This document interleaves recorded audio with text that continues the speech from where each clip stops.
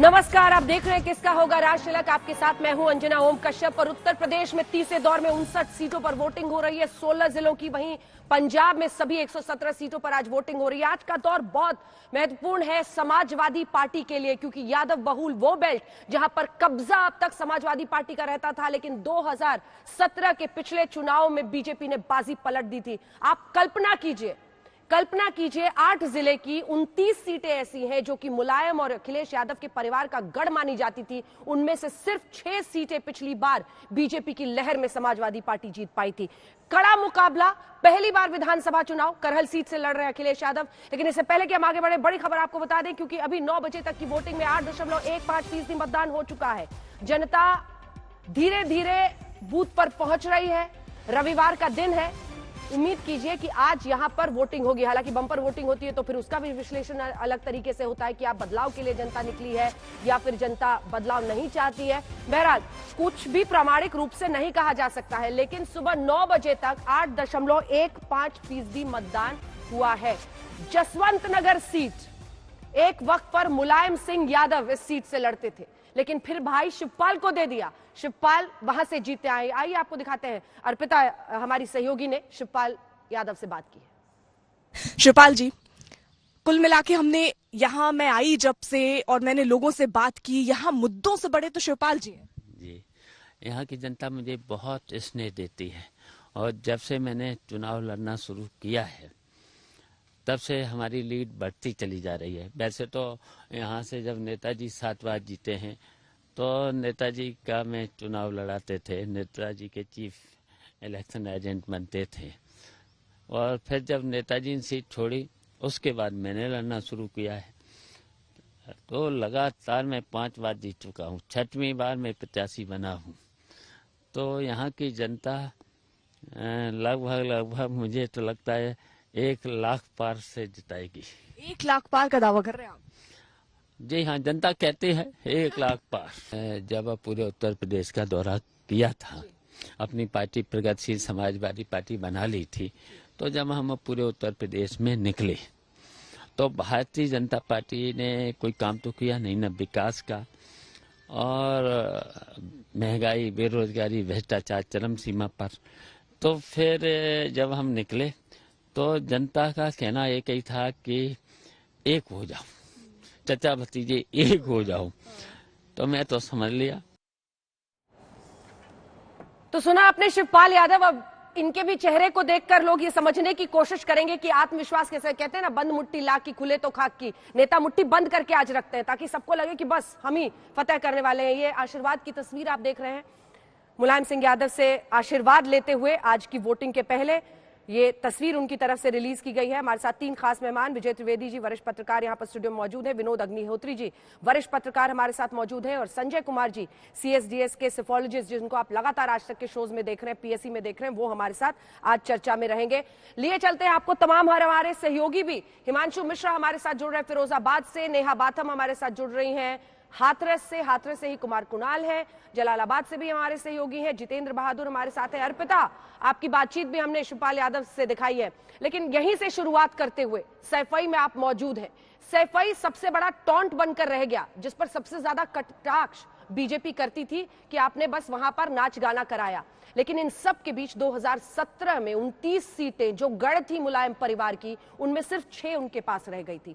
करहल से अखिलेश को उतारना, शिवपाल का जसवंत नगर से उतारना, पूरी कोशिश होगी कि इस बार की 59 सीटों पर वो दबदबा अपना बना पाए, वरना ये लगातार दूसरी बार सब कुछ हाथ से फिसल जाएगा। अर्पिता। बिल्कुल, देखिए, तो ये कोशिश तो है। आम जनता जो है वो भी अब अपने मन को कितना बदल रही है, नहीं बदल रही है। जिन साइलेंट वोटर का जिक्र हम अंजना हमेशा करते रहे हैं, वो मैंने यहाँ खासतौर पर सफाई पर और यहाँ आसपास इटावा में मैं कल मौजूद थी, मैंने देखा यहाँ बहुत साइलेंट वोटर है जो खुलकर क्या सोच रहे हैं, क्या मुद्दे हैं, उस पर बात नहीं करना चाहते हैं। कुछ लोग तो ऐसे हैं जो यहाँ के हैं, लेकिन अगर आप उनसे कैमरे के पीछे पूछिए आप यहाँ से हैं, तो बोलेंगे मैं यहाँ से हूँ नहीं। मैं चाय की दुकान पर हूँ। यहाँ पर एक बाबा है जो मतदान करके आए हैं। बाबा, मतदान कर दिए? हाँ। हाँ। तबियत ठीक है? ठीक। अच्छा, तो यहाँ क्या विकास हुआ है? सड़क वड़क बन गई? दिक्कत कोई? यहाँ सब विकास किया मुलायम सिंह जी ने। अच्छा, सब विकास ही विकास है। अच्छा, परिवार में कितने लोग हैं? परिवार में थोड़े ही, ज्यादा नहीं है। अच्छा, सुबह सुबह आप आ गए मतदान करने। भाई निमला आदमी दिखा तो है ना, अपन टाइम से डाल लाए। अच्छा, आप मतदान करती हैं? जी। क्या मुद्दे हैं, अगर मुद्दे पार्टी की बात ना की जाए, यहाँ पर क्या ऐसे मुद्दे हैं जिससे सबसे ज्यादा जनता यहाँ की त्रस्त है? सबसे मेन चीज है महंगाई और बेरोजगारी। मेन दो ही चीजें हैं सबसे ज्यादा। और दूसरों को मुद्दा आप मत हैं। हाँ बाबा, आप मुद्दा याद आ रहा है आपको, बताओ। सुनिए, शुरू इलेक्शन में जब हम लोग लड़े तो चंदा करके लड़ा मुलायम सिंह को, और क्षेत्र में सुबह बेचारे आ जाओ करें खादी को, और पहले बार कि ना लिख जाए वे शाम को रीते चले जाए, तो 300 तो बैंकें खुलवाई और 300 कॉलेज खुलवाए और इंटर तक फीस माफ कराई। और अब योगी क्या करेंगे? ठीक है, यानी फीस माफ करवा दी, कॉलेज खुलवा दिए, स्कूल खुलवा दिए, आप ये बता रहे हैं। जल्दी से अर्पिता लौटेंगे आपके पास, लौटेंगे और भी तमाम सहयोगी हैं। हिमांशु, जल्दी से आपके पास आते हुए, समाजवादी पार्टी के लिए 59 सीटों में अपने वर्चस्व को वापस हासिल करना बड़ी चुनौती है। जल्दी से वहां से, क्योंकि जब आप बात कीजिए कि क्या करहल से आपने केंद्रीय मंत्री को उतार कर उनके लिए मुश्किल खड़ी कर दी है, तो वो फिरोजाबाद, कन्नौज लोकसभा चुनाव की सीटें याद कराते हैं कि हमने गढ़ से उखाड़ फेंका था। देखिए बिल्कुल अंजना, एक बात तो साफ है कि 2017 में जिस तरीके की लहर थी बीजेपी की, वो शायद किसी ने उम्मीद भी नहीं की थी। 312 सीटें बीजेपी ने जीती थी उत्तर प्रदेश में, और फिरोजाबाद की 5 में से 4 सीटों पर जो है बीजेपी ने अपना कब्जा जमा लिया था। एक सीट जो है वो समाजवादी पार्टी के खाते में गई थी, और मैं आपको बता दूं वो सीट के जो विधायक हैं हरिओम यादव, वो कुछ दिन पहले ही बीजेपी में शामिल हो गए। तो एक तरीके से 5 सीटें हैं, लेकिन यहां पर बड़ा मुद्दा है विकास का, बेरोजगारी का, और साथ ही साथ उद्योग धंधे। जो कांच से बनने वाले वस्तुएं हैं वो उद्योग धंधे यहां धीरे धीरे खत्म होते जा रहे हैं, कारखाने बंद होते जा रहे हैं, नई चीजें खुल नहीं रही हैं, नए उद्योग आ नहीं रहे हैं। तो वो लोगों के लिए है, लेकिन देखना यह है क्या ये उद्योग धंधे, महंगाई, बेरोजगारी और किसानों का मुद्दा, क्या लोग अपने अपने चश्मे से देखेंगे? किस चश्मे से क्या देखेंगे? किसी को बेरोजगारी दिखती नहीं है, कोई देखना नहीं चाहता, या लोग कहते हैं महंगाई जो है वो ठीक है, उतनी ही आय बढ़ गई है। ये सारे मुद्दे हैं। क्या जात पात का समीकरण टूटेगा? क्योंकि जात पात के समीकरण, ये कहा जाता है कि उत्तर प्रदेश और बिहार के अंदर जातीय समीकरण होता है, और इसीलिए इस बार दोनों ही पार्टियां जातीय समीकरण के आधार पर चुनाव लड़ रही हैं। बीजेपी ने जिस सोशल इंजीनियरिंग के बूते पर 2014 के अंदर, 2017 में और 2019 में विजय पाई थी, अखिलेश यादव ने भी इस बार जो है जातीय समीकरणों को साधने की कोशिश की है। हाँ। क्या ये मुद्दे हावी होंगे जातीय समीकरण? सभी रिपोर्टर से कह रहे हैं अगर बूथ है पीछे तो बूथ जल्दी से वोट पोलिंग कैसी हो रही है, एक बार लाइन दिखा दीजिए जल्दी जल्दी। जी हिमांशु, देखिए बिल्कुल लाइन बहुत छोटी है, लेकिन ये लाइन इसी तरीके से बनी हुई है। सुबह 7 बजे से यहाँ पर लोग आ रहे हैं, वोट कर रहे हैं। यहाँ लगभग 1100 मतदाताओं की सूची जो है तैयार है। उनमें से मैं मानकर चल सकता हूं कि लगभग 200 मतदाता जो हैं यहाँ पर अभी तक वोट कर चुके हैं। अंजना, बिल्कुल। नेहा, जल्दी से आपके पास आते हुए फिर यहाँ पर जरा ग्राफिक्स भी हम लोग दिखा दें, क्योंकि खास इंतजाम आज तक करता है वो दिखाएंगे। जल्दी से नेहा, वहां से ग्राउंड रिपोर्ट, किस तरह की वोटिंग हो रही है, बूथ में कितने लोग दिख रहे हैं, क्या तस्वीर दिख रही है? हाथरस, जो कि हमेशा बार बार बीजेपी के लिए कोट किया गया कि आपने हाथरस में एक बेटी के साथ जब बलात्कार का मामला आया तो आपकी पुलिस ने क्या कुछ किया था, लेकिन दूसरी तरफ उसी कानून व्यवस्था को अपनी शक्ति बताते हैं योगी आदित्यनाथ। वहां से रिपोर्ट नेहा।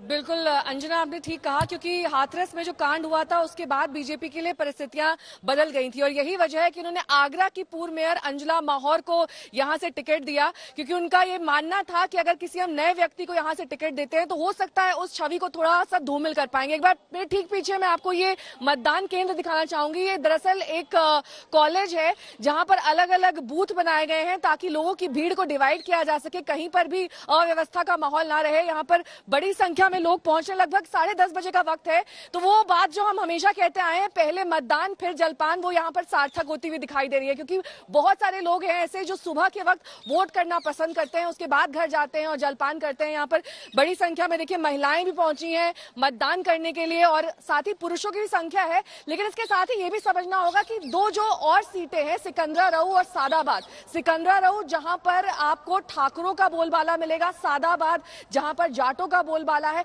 तो ये जातीय समीकरण भी यहाँ पर बेहद महत्वपूर्ण फैक्टर है, क्योंकि अभी तक हमने देखा था कि 2012 के पहले तक बसपा का गढ़ माना जाता था हाथरस, लेकिन भाजपा ने यहाँ पर तस्वीर बदली 2017 में, और उसके बाद जब हाथरस कांड हो गया तो बीजेपी के लिए यहाँ पर इस बार सीट बचाना मुश्किल हो गया है, क्योंकि वो मामला इतना ज्यादा गर्मा गया था, और साथ ही यहाँ पर प्रशासन की व्यवस्था को लेकर और जिस तरीके से रातों रात उस लड़की को जला दिया गया था पुलिस वालों की ओर से, उन सब बातों को लेकर यहाँ पर लोगों के मन में अभी भी वो खटास, वो टीस बनी हुई है, क्योंकि एक बड़ा मुद्दा था जो कि नेशनल लेवल पर, राष्ट्रीय लेवल पर लोगों ने समझा था एक ऐसे मुद्दे के तौर पर जिसमें एक बेटी की अस्मत, बेटी की आबरू से यहाँ पर खिलवाड़ किया गया था, और उसको इंसाफ मिल सके इसके लिए एक पूरी मुहिम चलाई गई थी, जिसको लेकर पुलिस प्रशासन और जिस तरीके की वहां पर व्यवस्था था, कई सवाल, कई चीजें यहाँ पर उठी थी, और हमने देखा था कि कैसे यहाँ पर हाथरस में ये मांग उठ रही थी कि यहाँ पर चीजों को दुरुस्त किया जाए, यहाँ पर जो चीजें हैं उन्हें प्रशासन के लिहाज से, पुलिस के लिहाज से और ज्यादा बेहतर बनाया जा सके। बिल्कुल नेहा, चलिए और भी दुरुस्त करते हैं मामले को ग्राफिक्स के जरिए अपने दर्शकों के लिए, क्योंकि वो ये समझ पाएंगे कि क्यों आर पार की जंग इस बार हो रही है, क्यों ये यादव बहुल इलाका जिसमें 29 सीटें गढ़ है मुलायम परिवार की, एकमात्र परिवार उत्तर प्रदेश की राजनीति का जिसमें एक वक्त में 20 से ज्यादा लोग सक्रिय थे एक परिवार के पॉलिटिक्स में, मुलायम सिंह यादव का गढ़, समाजवादी पार्टी, समाजवाद की नर्सरी से निकले हुए एक ऐसे नेता जिनकी पार्टी, उनके कुनबे पर कई सारे आरोप लगे। पिछली बार हवा ऐसी बही नरेंद्र मोदी के नाम की कि आपने देखा सब कुछ उनके लिए बिखर गया था। दिखा देते हैं आपको कंप्यूटर बाबा के जरिए कि क्या आंकड़े बताते हैं, क्योंकि उसी के बाद हम चलेंगे यहाँ पर जो मेहमान हमारे साथ मौजूद है। उत्तर प्रदेश में हम लोग जाएंगे, पंजाब की भी बात करेंगे, कुछ देर के लिए उसका इंतजार कीजिए, और फेज 3 पर आ जाइए जो आज 20 फरवरी को 59 सीटों पर हो रहा है। यहां पर सबसे पहले सीट गणित दिखाएंगे। देखिए, ये कहा जाता है उत्तर प्रदेश के बारे में कि पहला जो इलाका है उसमें जाट, दलित, मुस्लिम बहुल इलाके हैं। ये तीसरा दौर जो है, यहां पर गठबंधन वाइज हम आपको सीट का आंकड़ा दिखा देते हैं, यहां पर यादव बहुल बेल्ट है, और इसके बाद से ब्राह्मणों की भी संख्या बढ़ती है, और यहां पर फिर किसान, पश्चिमी उत्तर प्रदेश की तरफ जब आप जाएंगे तो किसान भी अपनी जाति के हिसाब से वोट करता है, किसान बन के वोट नहीं करता है। ऐसी तमाम धारणाएं हैं, इन सब पर चर्चा करेंगे यहां जो खास मेहमान है। लेकिन ये देख लीजिए, ये हो गया था 2017 में, उस गढ़ में जो कि समाजवादी पार्टी का गढ़ है, ये तो समझा जा सकता है, लेकिन यहां मामला समझ लीजिए पलट गया था। 49 सीट्स बीजेपी ने उस वक्त हासिल कर ली थी, हालांकि तब योगी आदित्यनाथ का चेहरा नहीं था। तो ये हमने आपको दिखा दिया। पार्टी वाइज भी अगर आप देख लेंगे तो ये परिस्थिति रही थी जिसमें लगभग सेम मामला दिखता है। महारथी हम आपको दिखा रहे हैं जिसमें अखिलेश यादव यहां पर करहल सीट से लड़ रहे हैं, कन्नौज जहां सीमा अरुण लड़ रहे हैं। ये देखिए, करहल से उनका चुनावी मैदान में उतरना, एसपी सिंह बघेल को बीजेपी ने उतार दिया है। आप देखिए, पहली बार आप देख रहे हैं कि चुनावी मैदान में दिग्गज खुद उतर रहे हैं, वरना विधानसभा चुनाव अखिलेश नहीं लड़े थे। इधर योगी आदित्यनाथ गोरखपुर से लड़ रहे हैं। की कैंडिडेट्स हम आपको दिखा देते हैं, क्योंकि यहां पर चाहे वो अखिलेश यादव हो, एसपी सिंह बघेल हो, कुलदीप नारायण हो बीएसपी की तरफ से। जल्दी से एक एक कमेंट इस पर ले लेते हैं, आपके साथ शुरू करते हुए अग्निहोत्री जी। आज जिन 59 सीटों पर हो रहा है, उस सम्मान को, उस मान को वापस हासिल करना है समाजवादी पार्टी के लिए, जो पिछली बार बिखर गया था। देखिए, आज की जो बेल्ट है, हम सभी इसकी चर्चा कर रहे हैं, ये यादव पट्टी है, और यादव, ब्राह्मण और अति पिछड़े की भी काफी बड़ी संख्या है इस पूरी बेल्ट में। यादव सबसे ज्यादा है, लेकिन उसके अलावा शाक के, मौर्य, कुशवाहा, लोध, ये तमाम सारी अति पिछड़ी जातियां भी इस बेल्ट में हैं। और एक जमाने में मुलायम सिंह यादव जब अपनी राजनीति कर रहे थे तो यहीं से शुरुआत की थी उन्होंने, और ये सारे पिछड़ी जातियों की गोलबंदी उनके पीछे हुआ करती थी। चाहे वो समाजवादी पार्टी बनाने से पहले जब वो लोकदल के नेता थे, तब भी वो उनको सबको एक साथ लेके चलते थे। एक तरह से यादवों के नेतृत्व में पिछड़ों की पूरी गोलबंदी थी। लेकिन 2017 में जो है वो गोलबंदी टूट गई। भारतीय जनता पार्टी ने एक तो मोदी लहर और दूसरा उसका जो सामाजिक ताना बाना था। एक सेकंड आपको रोक रही हूँ। पंकज जैन हमारे सहयोगी भगवंत मान से बातचीत कर रहे हैं, आम आदमी पार्टी की तरफ से मुख्यमंत्री उम्मीदवार है। सुनिए। का दिन है, उनको फतवा देना है तो अगले 5 साल के लिए अपने बच्चों की किस्मत, अपने नौजवान बेटे बेटियों की किस्मत, अपने बुजुर्गों की किस्मत उन्होंने किसी हाथ में देनी है। और पंजाबी हैं जो हंसते खेलते नाचते अक्सर जाने जाते हैं, तो आज खुश होकर वोट दीजिए। और वोट का अधिकार शहीद आजम भगत सिंह, करतार सिंह सराभा, लाला लाजपत राय और डॉक्टर अंबेडकर जी ने हमें ये कार्ड दिया है वोट देने का अधिकार, तो इसका इस्तेमाल जरूर करें और हंसते खेलते अपने माँ बाप को, दोस्तों को, सबको लेके जाइए और वोट करें। पूरे पंजाब में तमाम बड़े नेता पहुंचे, प्रधानमंत्री से लेकर, और दूसरी तरफ कांग्रेस के बड़े नेता मुख्यमंत्री अरविंद केजरीवाल भी लगातार प्रचार कर रहे थे। काफी पावरफुल इस बार का चुनाव हो गया। आपको लगता है कि पिछली बार जिस तरीके से रिकॉर्ड टूटा था पंजाब में और काफी ज्यादा वोटिंग हुई थी, तो इस बार भी ज्यादा वोटिंग होगी, उससे क्या आपको कोई फायदा नुकसान होगा? पंजाब के लोग जो हैं वो बहुत बड़ी मात्रा में, भारी संख्या में वोट करते हैं, लगभग 80, 82, संगरूर में तो 87, 88 भी हो जाता है। तो पंजाब के लोग अवेयर हैं, उनको पता है कि हमारा वोट जो है उसकी कीमत क्या है। तो पंजाब में रिकॉर्ड टूटेगा वोटिंग परसेंटेज का भी, और मुझे उम्मीद है अच्छे रिजल्ट आएंगे। आज क्या चिंता है आपकी? फिर आप निकल रहे हैं, अब धुरी में लगातार आपको दौरा करना है, आज किस बात की चिंता ज्यादा है इस दौरान जो आपने प्रचार किया? आज क्या चिंता है और क्या उम्मीद है? कोई चिंता नहीं है, आज खुशी है। हाँ। चिंता नहीं है, खुशी है। तो लगता है कि पर्याप्त वोट होगा आज? पंजाब के लोग हैं, बहुत भारी संख्या में वोट करते हैं, चिंता की कोई बात नहीं, खुशी का दिन है।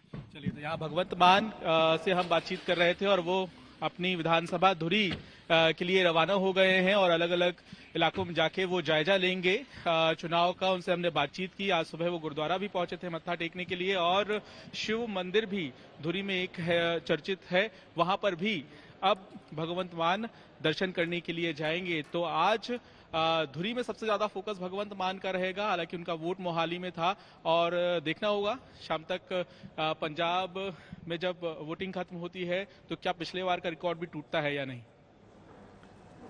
तो भगवंत मान से ये बातचीत देख रहे थे। शहीद भगत सिंह का नाम लेना नहीं भूलते, पीली पगड़ी भी इसी वजह से वो पहनते हैं।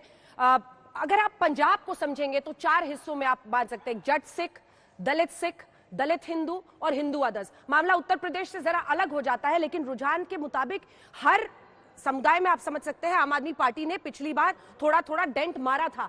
नवजोत सिंह सिद्धू स्वार्थों से बंधे होकर अपने बिजनेस चलाए और पंजाब को एक दीमक की तरह चाटा, उनका बनाया हुआ एक माफिया सिस्टम है।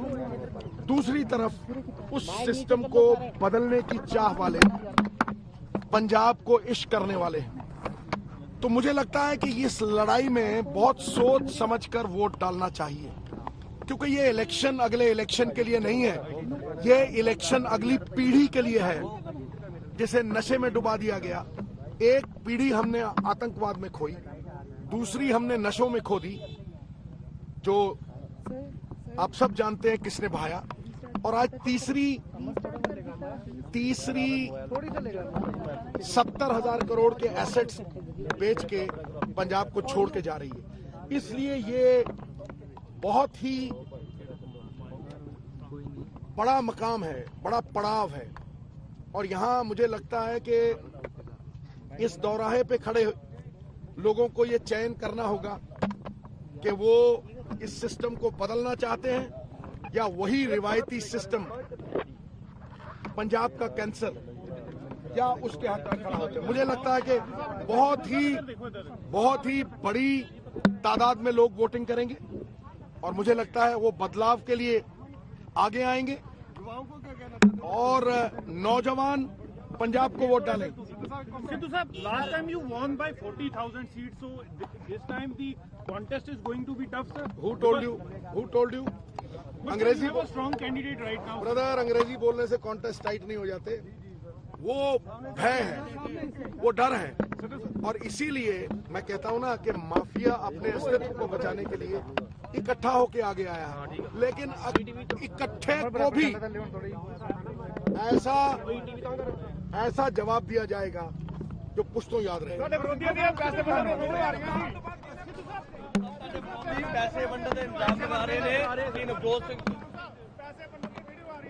अमृतसर ईस्ट सीट से नवजोत सिंह सिद्धू चुनावी मैदान में है। विक्रम मजीठिया इनके सामने है, जिनके खिलाफ पूरा मामला नवजोत सिंह सिद्धू ने। लेकिन मुझे लगता है संजय जी की कांग्रेस पार्टी सबसे ज्यादा डर के इनकी बात सुनती होगी, कहीं अंदर की टीस फिर से बाहर ना आ जाए, क्योंकि जब जो मन में आता है नवजोत सिंह सिद्धू अक्सर बोल देते हैं और इसी को लेकर सबसे बड़ी उनकी चिंता थी। लेकिन इस बार तो ऐसी हालत है, वहां पर ग्राउंड रिपोर्ट ये बताती है कि अमृतसर ईस्ट के अलावा बहुत ज्यादा प्रचार के लिए भी वो नहीं निकल रहे थे, अपनी सीट को लेकर फोकस कर रहे थे। संजय जी। नहीं अंजना जी, आप जिन बातों का जिक्र कर रही हैं, इन बातों का आभास हम लोगों को भी मीडिया के जरिए है, या जब हम फील्ड में जाते हैं तो हम इन सब चीज़ों को देख रहे थे। सवाल यह है कि सिद्धू कांग्रेस के प्रेसिडेंट तो हैं पार्टी के पंजाब में, लेकिन वो इन चुनाव में जब से चन्नी का नाम घोषित किया गया है मुख्यमंत्री पद के दावेदार के रूप में, उसके बाद से वो कितना पार्टी के साथ काम कर रहे हैं, कितना पार्टी के विरोध में काम कर रहे हैं, वो खुल के तो नहीं कहते कि पार्टी विरोधी गतिविधियां हैं, लेकिन तमाम पिछले 2 वीक अगर आप देखें, जब से चन्नी जी का नाम एक तरह से घोषित किया गया चीफ मिनिस्टर के पद के रूप में, उसके बाद से उन्होंने जिस तरह से कैंपेन किया, अपने आप को अमृतसर में सीमित रखे, कहीं कहीं मंच पर गए, लेकिन उन्होंने अपने भाषणों से परहेज किया, भाषण नहीं दिया। तो मुझे लगता है कांग्रेस की चिंता है। कांग्रेस की चिंता सिर्फ ये नहीं है कि दूसरे दलों के वोटरों को कैसे अपनी तरफ लाएं, कांग्रेस की चिंता ये भी है कि उनके जो वोटर हैं वो किस तरह से उसको अपने साथ रख सकें, छिटक न जाएं, क्योंकि जिस तरह की स्टेटमेंट या जिस तरह की गतिविधियां सिद्धू की रही हैं, ये डर तो जरूर रहा होगा कांग्रेस के लीडरों के बीच में। यादव बहुल इलाके पर मुझे अभी बात करनी है संजय जी से। संजय जी की बात का लोग इंतजार करते हैं कि कुछ उससे भनक लगेगी कि क्या हो रहा है, लेकिन त्रिवेदी जी जल्दी से जमीन पर क्या हो रहा है, क्योंकि जिस तरह की CSDS एजेंसी है, त्रिवेदी जी जल्दी से पंजाब पर कमेंट ले लेते हैं। धुरी से भगवंत मान लड़ रहे हैं, अमृतसर ईस्ट से वो हैं। आप देखिए इधर जब आप मुख्यमंत्री को देखते हैं 2 सीट से लड़ रहे हैं, चमकौर साहिब और भदौर, और मालवा के इलाके में पिछली बार आम आदमी पार्टी ने सबसे, लेकिन आप कांग्रेस वालों से पूछे तो कहते हैं मीडिया का क्रिएटेड बबल है। आप लोग तो पिछली बार भी कह रहे थे कि 100 सीटें उनको आ रही हैं, क्या है, क्या दिख रहा है यहाँ पर? नहीं, पंजाब में जो अभी सिद्धू साहब को हम लोग सुन रहे थे, सिद्धू साहब ने कहा कि बदलाव का चुनाव है। हाँ। तो वो किस बदलाव की बात कर रहे हैं? कांग्रेस की सरकार 4.5 साल से ज्यादा थी, अमरिंदर सिंह जी वहां पर थे, उसका बदलाव की बात कर रहे हैं, या जो अभी उन्होंने चन्नी साहब को चीफ मिनिस्टर बनाया, 111 दिन की सरकार, 111 दिन की सरकार है, उसके बदलाव की बात कर रहे हैं। क्योंकि अभी जैसे संजय जी ने कहा ना, तो अभी तो सिद्धू साहब से कांग्रेस की लड़ाई है कि वो कांग्रेस को कितना मदद कर सकते हैं, कितना नुकसान पहुंचा सकते हैं। और आम आदमी पार्टी मुझे लगता है पिछली बार से तो बेहतर प्रदर्शन करेगी वहां पर, जिस तरह से चल रहा है, क्योंकि भारतीय जनता पार्टी और अकाली दल अभी उस तरह का लीड नहीं बना पाए हैं, उस तरह की धमक नहीं बना पाए हैं जिसका अंदाजा हम लोग लगा रहे थे। किसान आंदोलन का नुकसान तो भारतीय जनता पार्टी को वहां हो ही रहा है, लेकिन नवजोत सिंह सिद्धू बड़ा इंपॉर्टेंट फैक्टर हो सकते हैं वहां कांग्रेस की सरकार बनवाने और आम आदमी पार्टी की सरकार बनवाने। हालांकि सबसे ज्यादा कुमार विश्वास का उठाया हुआ खालिस्तान वाला मुद्दा हावी रहा, जिस पर अपने आप को स्वीट टेररिस्ट अरविंद के। हाँ। पंजाब में एक चीज है कि महत्वपूर्ण, सिद्धू साहब जो है पार्टी के खिलाफ कुछ नहीं बोले, यही उनकी बड़ी सेवा है पार्टी के लिए। अपने को कांग्रेस वर्सेस कांग्रेस नहीं किया सिद्धू जी आपने। Thank you. कांग्रेस वाले बोल रहे होंगे। आज 59 सीटों पर दोनों तरफ से मुद्दे बिल्कुल साफ है। एक तरफ भारतीय जनता पार्टी बार बार समाजवादी पार्टी के शासन का गुंडा राज याद दिलाती है, तो दूसरी तरफ महंगाई बेरोजगारी पर घेर रहे हैं अखिलेश यादव भारतीय जनता पार्टी को। यादव बहुल बेल्ट में आज वोटिंग होनी है, जो एक वक्त पर परिवार का गढ़ था। जिन सीटों की तस्वीर हम आपको दिखा रहे हैं, शिवपाल यादव जसवंत नगर से चुनाव में है, सलमान खुर्शीद की पत्नी लड़ रही हैं। सतीश महाना के लिए इंडस्ट्रीज को लेकर, रोजगार को लेकर बड़े सारे सवाल खड़े हुए थे। इधर स्वतंत्र देव सिंह बीजेपी के उत्तर प्रदेश के अध्यक्ष ने वोटिंग की है। दिग्गजों ने जो वोट डाला है उसकी तस्वीर तो आप देख ही रहे हैं, लेकिन इसी के साथ यादव लैंड की जंग में कौन आगे है, इसी को लेकर चर्चा हो रही है, क्योंकि 2017 ने यह सुनिश्चित कर दिया था कि इस बेल्ट में भी, यादव बहुल बेल्ट में भी बीजेपी को साथ मिला था, ना कि समाजवादी पार्टी को। उसी को वापस पाने का दमखम भर रहे हैं एक तरफ अखिलेश यादव। तो बड़ी चुनौती योगी आदित्यनाथ के लिए, क्योंकि उनके चेहरे पर इस बार चुनाव है, कि क्या उस जीत के ट्रेंड को वो बरकरार रख पाएंगे। इससे पहले कि हम आगे बढ़े, कुछ ग्राफिक्स भी आपको दिखाएंगे, नजारा हम दिखा देते हैं, क्योंकि चाहे वो करहल हो, जसवंत नगर हो, हाथरस, कन्नौज, महाराजपुर, सादाबाद, बहुत सारे ऐसे इलाके हैं जहां पर इस बार कड़ा मुकाबला है। यहाँ पर आप क्या देख रहे हैं संजय जी? डायरेक्ट सवाल आपसे पूछ रही हूँ, क्या जमीन पर क्या दिख रहा है? क्या अखिलेश यादव जो दम भर रहे हैं कि उनकी रैली में बहुत हुजूम आ रहा है लोगों का, वो वापस उनकी लोकप्रियता को बहाल कर पाएगा? 59 सीटें उनके लिए बहुत महत्वपूर्ण। देखिए, लोकप्रिय तो है, ये तो नहीं कह सकते कि लोकप्रिय नहीं है इस इलाके में, बिल्कुल लोकप्रिय हैं, लेकिन इस बात का ध्यान रखना पड़ेगा अंजना जी, 59 सीटों पर जहां मतदान हो रहा है, 49 सीटें बीजेपी ने जीती थी, और विक्ट्री मार्जिन देखिए 30 सीटें ऐसी थी जहां पे विक्ट्री मार्जिन 30,000 से ऊपर है। इसके अलावा 6 सीटें ऐसी हैं। कितनी सीटें सर? 30 सीटें ऐसी हैं। 30 सीटें थी 59 में, जिनमें 30,000 से ज्यादा। 49 सीटों में जो बीजेपी ने जीती थी, उनमें बीजेपी ने 30,000 से ऊपर के मार्जिन 30 सीटों पर उनकी ठीक थी। है। 6 सीटें ऐसी हैं जहां पर विक्ट्री मार्जिन 30,000 से 20,000 है, और इसके अलावा 10 सीटें और हैं जहां पर विक्ट्री मार्जिन 10,000 और 20,000 के ऊपर है। तो तकरीबन 49 सीटों में से 46 सीटें बीजेपी 10,000 से ऊपर के मार्जिन में है, और उन 30 सीटों पर ध्यान रखना चाहिए हमें जहां विक्ट्री मार्जिन 30,000 से भी बड़ा है। कई सीटें ऐसी हैं जहां पर विक्ट्री मार्जिन 80,000 से ऊपर है। तो बीजेपी को हरा पाना, यादव बाहुल्य क्षेत्र है, यादव वोट करेंगे समाजवादी पार्टी के लिए। ये ऐसा चुनाव है जो उन्हें लग रहा है उनके करीब है, सत्ता उनके करीब आ सकती है। तो यादव वोटर तो बिल्कुल मोबिलाइज्ड हैं समाजवादी पार्टी के पक्ष में, लेकिन क्या सिर्फ यही काफी होगा यादव बेल्ट में उनको बड़ी जीत दिलाने के लिए? मुझे लगता है थोड़ा इंतजार करना है, क्योंकि यहाँ पर मुस्लिम्स की संख्या घटती है, यहाँ पर गैर यादव जो ओबीसी हैं वो भी पूरे इलाके में सिर्फ 10% मुस्लिम मतदाता हैं। जो इससे पहले हम देख रहे थे दूसरे फेज में ऐसी सीटें थी जहां पर रामपुर जैसी सीटें जहां 50% से भी ज्यादा मुस्लिम थे, लेकिन यहां पर उनकी संख्या घट जाती है। गैर यादव ओबीसी भी बताया जा रहा है कि निर्णायक हो सकते हैं। सलमान खुर्शीद इस वक्त क्या कह रहे हैं, पहले आपको सुना देते हैं, फिर विजय जी के पास चले।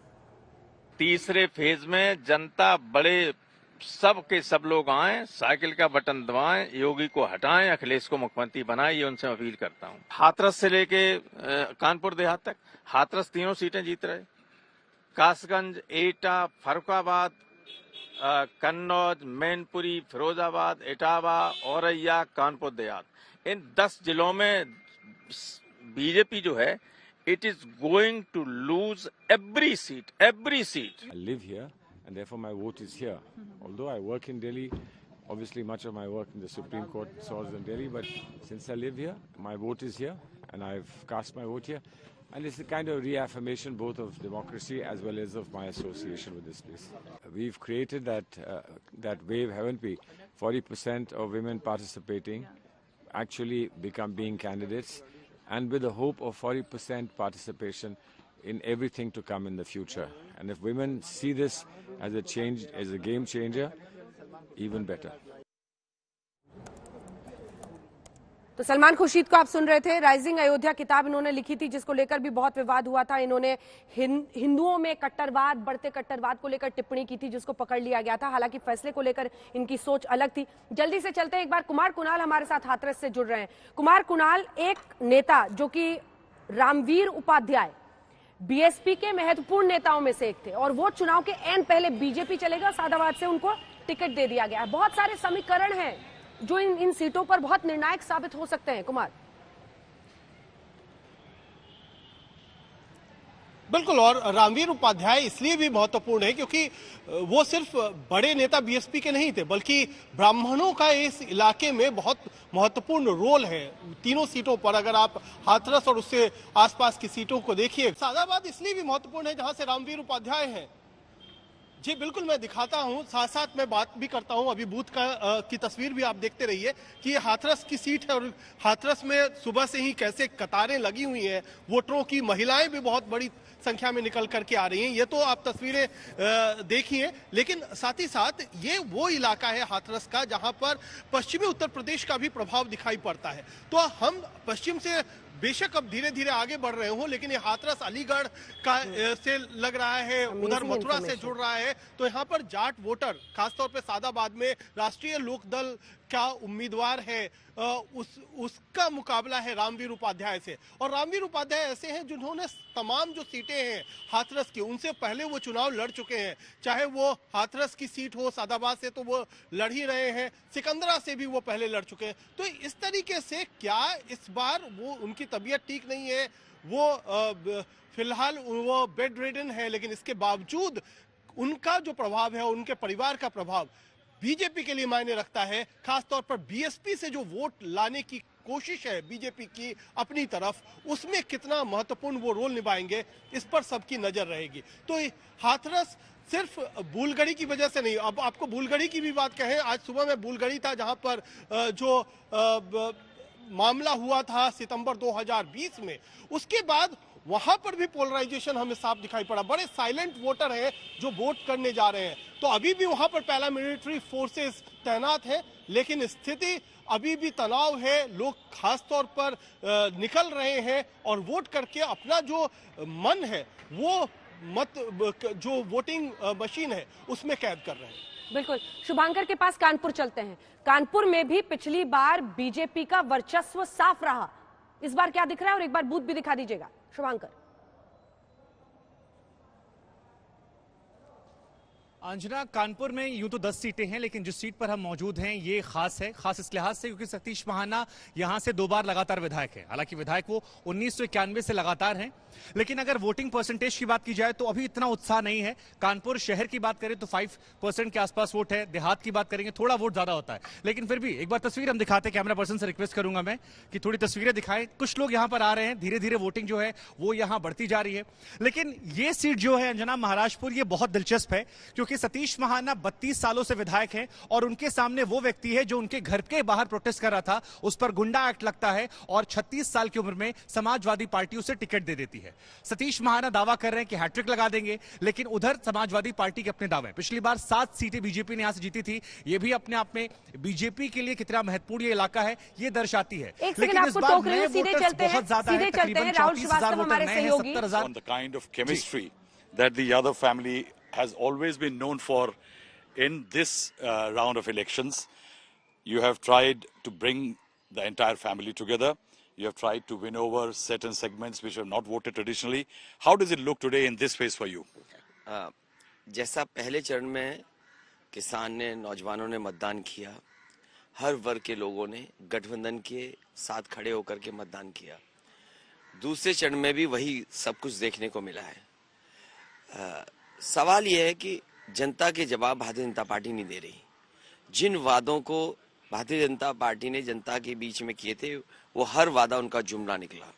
और तीसरे चरण का चुनाव वो है जहां पर हमेशा समाजवादी पार्टी जीती थी। हालांकि पिछली बार वो हम लोगों को उतना वोट नहीं मिला पार्टी को जितना मिलना चाहिए था, लेकिन इस बार पूरे के पूरे क्षेत्र में जिस तरीके से देखा है लोगों ने कि उनके साथ अन्याय हुआ, जो विकास की गति थी वो रुक गई है, किसान को परेशानी उठानी पड़ी, न उनकी फसल खरीदी गई, धान लूटा गया, आलू बर्बाद हुआ, बिजली महंगी है, बड़े पैमाने पे बेरोजगारी है, जानवर से खेत नहीं बच पा रहे। ये तमाम सवाल हैं जिनका जवाब इस बार मतदान करके जनता देना चाहती है। समाजवादी पार्टी जनता के साथ है, जनता परिवर्तन चाहती है, जनता बदलाव चाहती है। अखिलेश, पिछले चुनाव में ये देखा गया कि बीजेपी ने इस आपके परिवार की, आपकी मुलायम सिंह यादव, आप, शिवपाल जी की एक तो फैमिली फूड, उसके अलावा एक जो केमिस्ट्री थी आप लोगों की, उसको अरिथमेटिक से हराया। नॉन यादव, ओबीसी, दलित वोट प्लस अपर कास्ट को लेकर के वो आपसे आगे चले गए। 29 सीटों का लॉस हुआ आप लोगों को। इस बार आपने कोशिशें की हैं, कुछ नेताओं को लाए हैं। क्या आपको लगता है अम्बेडकरवादी आपकी जो कोशिश हुई है, ये कोशिशें आपको उस वोट बैंक को खींचने में मदद करेंगी? देखिए, भारतीय जनता पार्टी कंफ्यूज है। अगर नेताजी साथ नहीं खड़े हैं तो मैं जानता हूँ वो क्या भाषा का इस्तेमाल करते हैं। नेताजी साथ खड़े हो जाएं, वो अपने क्षेत्र में अगर वोट मांगने जाते हैं, केवल मेरे लिए नहीं बल्कि पूरी पार्टी के लिए अगर वो अपील करते हैं, अगर उनकी इच्छा है, जिंदगी उन्होंने गुजार दी राजनीति करते करते, अगर उन्हें पता है कि चुनाव हो रहा है और उनके क्षेत्र में लड़ रहा हूं मैं, अगर वोट मांगने आते हैं तो तकलीफ है। आखिरकार भारतीय जनता पार्टी को तकलीफ इस बात की है कि इस बार जनता उनके खिलाफ खड़ी है। नेताजी परिवार, चाचा, सब लोग साथ आ गए हैं। ये बड़ी तकलीफ है क्योंकि भारतीय जनता पार्टी लोगों को झगड़ा लगा के राजनीति करती है, लोगों को बांट के राजनीति करती है। जब उत्तर प्रदेश की जनता को और किसानों को अपनी आय दोगुनी है, तब इनकी भाषा क्या है? नौजवानों को नौकरी नहीं दे पा रहे, रोजगार नहीं दे पा रहे, और भाषा देखिए क्या है इनकी। तो इसलिए इस बार मेरी कोशिश रही कि जहां क्षेत्रीय दलों को मैं साथ लाया हूं, इस क्षेत्र में भी जो हमारी पार्टी से अलग हो गए थे, चाहे वो चाचा ने जो नई पार्टी बना ली थी, उन सबको साथ लाने की कोशिश है। और उसका परिणाम अब दिखाई दे रहा है कि जैसा पहले चरण में हुआ, दूसरे चरण में हुआ, तीसरे चरण में भी बड़े पैमाने पर समाजवादी पार्टी और गठबंधन के पक्ष में मतदान होने जा रहा है। बीएसपी का थोड़ा मध्यम होना क्या आपके लिए फायदेमंद सिद्ध होता है बाइपोलर कॉन्टेस्ट होने में? नहीं, कई जगह बहुजन समाज पार्टी या बहुजन समाज पार्टी की विचारधारा को आगे बढ़ाने वाले लोग बड़े पैमाने पर समाजवादी पार्टी के साथ आए। और मैंने जगह जगह अपील की है कि जिस तरीके से भारतीय जनता पार्टी संविधान से खिलवाड़ कर रही है, लोकतंत्र से खिलवाड़ कर रही है, और जिस तरीके से प्राइवेटाइजेशन हो रहा है, हमारे अम्बेडकरवादी लोग ये जानते हैं कि यूपी में जब भी वाइस चांसलर का अपॉइंटमेंट हुआ है उनके लोग नहीं है अपॉइंटमेंट में, जब प्रोफेसर्स की भर्ती हुई है उसमें कोई उनका नहीं दिखाई देता है, और जिस तरीके से लगातार सरकार प्राइवेटाइजेशन कर रही है, वो अम्बेडकरवादी जानते हैं कि अंतोगतवा ये लोकतंत्र में, संविधान में जो उन्हें व्यवस्था मिली थी हक और सम्मान की, वो ये सरकार छीनने वाली है। It's very interesting to see you talking about this Ambedkar ideology and signalling. एक जरूरी फैक्ट ये भी है कि इस इलाके में एक परेशानी रही कि, या पूरे यूपी में, कि एक शिकायत रही कि समाजवादी पार्टी आ रही, एक सरकार आने पे यादव्स का होल्ड बढ़ता है, नॉन यादव ओबीसी इग्नोर हो जाते हैं। क्या उसको करेक्ट करना चाहेंगे इस चुनाव में? देखिए, समाजवादी पार्टी ने इस बार पहले दिन से ये फैसला लिया कि सबको स्थान और सबको सम्मान, सबको संगठन में भी लिया। अम्बेडकर वाहिनी बनाई है, उसके राष्ट्रीय अध्यक्ष मिठाई लाल भारती हैं। हमारे पास अल्पसंख्यक का प्रकोष्ठ है, वो अलग चीज है, पिछड़ा वर्ग के प्रकोष्ठ लोग हैं। तो कोशिश ये की गई, जो जातियां समाजवादी पार्टी में पहले जुड़ी हुई थी, बीच में कुछ समय के लिए नाराजगी कुछ कारणों की बात हुई, लेकिन इस बार सभी को जोड़ करके साथ लाने का काम किया है संगठन के माध्यम से और समय समय पे उनके बीच में कार्यक्रम करने से। अखिलेश, इम्पोर्टेंट फैक्टर ये भी है कि योगी आदित्यनाथ कल बोल रहे थे, पहले परिवारवाद, फिर गुंडागर्दीवाद और अब आतंकवाद, that now they are saying that you even have a terror connect. देखिए, जब उनकी भाषा कोई सुनना नहीं चाहता, जो उनकी भाषा है वो क्या भाषा है, क्या शब्दों का इस्तेमाल कर रहे हैं, क्या ये चुनाव जो भाषा, जो शब्द इस्तेमाल कर रहे हैं उसका चुनाव है? चुनाव उत्तर प्रदेश का इसलिए है कि आपने जनता को जो वादे किए थे, जो किसान को कहा कि आय दोगुनी हो जाएगी, आप आय दोगुनी नहीं कर पाए, आप किसानों का धान नहीं खरीद पाए, लूट हो गई धान में, आप किसानों को खाद और डीएपी समय पर नहीं दे पाए, बोरी में चोरी हो गई, बिजली का बिल महंगा है, अन्ना पशु या खुले जानवर इतने घूम रहे हैं कि उनको खेतों की रखवाली करनी पड़ रही है। तो ये जो सवाल हैं, इनका जवाब भारतीय जनता पार्टी पे नहीं है। इस डबल इंजन की सरकार में मुख्यमंत्री जी खुद जानते हैं कि अन्याय बड़ा है, उत्पीड़न बड़ा है, और साथ ही साथ डबल इंजन की सरकार में अगर कोई चीज डबल हुई है तो वह भ्रष्टाचार और महंगाई डबल हुई है। इसका जवाब उनके पास नहीं है। यानी आप कह रहे हैं कि जो हिंदुत्व और पोलराइजेशन की वेव थी 3 बार, वो खत्म हो चुकी है। देखिए, ये बीजेपी का हमेशा जैसे ही चुनाव आता है वो उनका तरीका है काम करने का, कि कैसे सोसाइटी को डिवाइड करें, कैसे हिंदू मुसलमान करें, हर पुरानी नई चीज या सदियों पुरानी चीजों को उखाड़ करके लाएंगे और जनता के सामने रखेंगे। लेकिन आज नौजवान जागरूक है, आज नौजवान नौकरी रोजगार चाहता है। कोविड के समय पे उन्होंने संकट देखा है, परेशानी देखी है कि उन्हें अस्पताल नहीं मिला, दवाई नहीं मिली, बिस्तर नहीं मिला और ऑक्सीजन ही सरकार नहीं दे पाई। आप किसान की मदद नहीं कर रहे हैं, बड़े पैमाने पे नौकरी बेरोजगार घूम रहे हैं। आपने वादा किया था कि हम कारखाने लगाएंगे, इन्वेस्टमेंट मीट की थी, डिफेंस एक्सपो लगाया था। आखिरकार डिफेंस एक्सपो, इन्वेस्टमेंट मीट का क्या असर दिखाई दे रहा है? 1 डिस्ट्रिक्ट 1 प्रोडक्ट की बात कही, क्या आपने एमएसएमईज की मदद की है? तो ये जो इंडस्ट्री को नुकसान पहुंचा, कारोबार, नौकरी नहीं मिली, 11 लाख पद खाली हैं, नौजवान जानते हैं इस बात को। तो बाबा मुख्यमंत्री ये बताए ना कि 11 लाख पद क्यों खाली रह गए 5 साल में? यानी जो लाभार्थी अन्न योजना, जो लॉकडाउन में अन्न मिला, वो उतना बड़ा फैक्टर नहीं बन पाएंगे। जनता ये जानती है कि पहले राशन नवंबर तक था, जनता ये भी जानती है कि मार्च तक राशन कर दिया है, जनता ये भी जान गई है कि दिल्ली के बजट में राशन के लिए कोई इंतजाम नहीं किया गया। और जब प्रदेश सरकार ने कोई इंतजाम बजट में पहले नहीं किया तो आने वाले समय में कैसे देंगे? इसलिए समाजवादी पार्टी ने कहा है कि गरीबों को राशन और उनके पौष्टिक आहार का इंतजाम समाजवादी सरकार में होगा। और जब तक समाजवादी सरकार रहेगी, राशन के साथ साथ उन्हें घी और सरसों तेल भी दिया जाएगा, और उनका पौष्टिक आहार कैसे उन्हें मिले, स्वास्थ्य कैसे अच्छा हो, उस दिशा में काम करेंगे। You have to vote for yourself, Akhilesh. अपनी पार्टी के लिए वोट देने वाले जाने वाले हैं। करहल यानी जो आपके खिलाफ खड़े हुए हैं, वो एक समय आपके साथ खड़े हुआ करते थे। नहीं, उनका तो कोई भरोसा नहीं है। वो तो जहां जाना चाहेंगे वहां चले जाएंगे। उन्हें स्वार्थ जहां दिखाई देगा, कभी समाजवादी पार्टी में थे, कभी बसपा में थे, आज बीजेपी में है। कल कहाँ होंगे? कल हो सकता है बसपा में हो, कल हो सकता है समाजवादी पार्टी में आ जाए। उनका क्या है? वो तो केवल यहाँ किसी दिल्ली वाले बड़े नेता ने उन्हें कहा कि जाओ करहल में कुछ माहौल बनाओ, वो माहौल बनाने आए थे। वो तो दावा ये कर रहे थे पाल लोगों के गांव में जाकर के, कि पाल लोगों, मैं लॉ मिनिस्टर बन गया हूं, देखना आप आने वाले समय में चीफ जस्टिस आपका होगा, सुप्रीम कोर्ट में जजेस आपके होंगे, आपके हाई कोर्ट में जजेस होंगे। कमाल के न्याय मंत्री हैं क्या? ये मंत्री अपनी बिरादरी के जज बना सकते हैं? क्या अपनी बिरादरी के सुप्रीम कोर्ट में जज बन जाएगा इनके कहने से? क्या हाई कोर्ट में जज बन जाएगा? कमाल के लोग हैं, दिल्ली के हैं, बड़े नेता ने भेजा है, भारतीय जनता पार्टी के जैसे लोग आए और गांव में ये समझा रहे हैं कि जज बनाएंगे हम आपको। सफाई में आप कितनी बार अब वोट दे चुके हैं? जब से मैं समझता हूँ, जब से चुनाव देख रहा हूँ मैं, और जब से स्कूल पास किया हूँ मैं, जब चुनाव हुआ तब मैंने वोट डाला है। क्रिटिकल वोट है इस बार, आपको लगता है आपके लिए, पार्टी के लिए और आपके करियर के लिए? देखिए, वोट और लोकतंत्र में और वोट का पढ़ना, मैं तो अपील करता हूं कि ज्यादा से ज्यादा वोट पड़े, जिससे हमारा लोकतंत्र और बलवान हो और मजबूत हो। लोगों को बाहर निकल के ज्यादा से ज्यादा वोट डालना चाहिए। और क्रिटिकल तो नहीं कहूंगा, इस बार साइकिल की रफ्तार बहुत तेज है। इस बार पता नहीं भारतीय जनता पार्टी कहां पहुंच जाएगी। मुझे लगता है भारतीय जनता पार्टी जहां से शुरू की थी, 47 सीट से 325 आए थे, ये दोबारा 47 पर पहुंच जाएंगे। We wish you luck, Akhilesh. Thank you so much. We are waiting to go to vote. Thank you very much for speaking to India Today. So, sounding Akhilesh Yadav, who is heading off to go and vote, Rahul.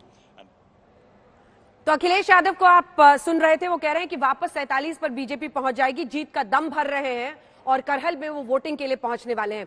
याद कीजिए, अगर आप तीनों phases को देखेंगे, 172 सीटें, आज जब वोटिंग खत्म हो जाएगी 3 दौर के बाद 403 में से 172 सीटों पर, लगभग आधे से थोड़ा कम सीटों पर वोटिंग हो जाएगी। पिछली बार 2017 में बीजेपी ने 140 सीटों पर 140 आउट ऑफ 172 पर कब्जा किया था।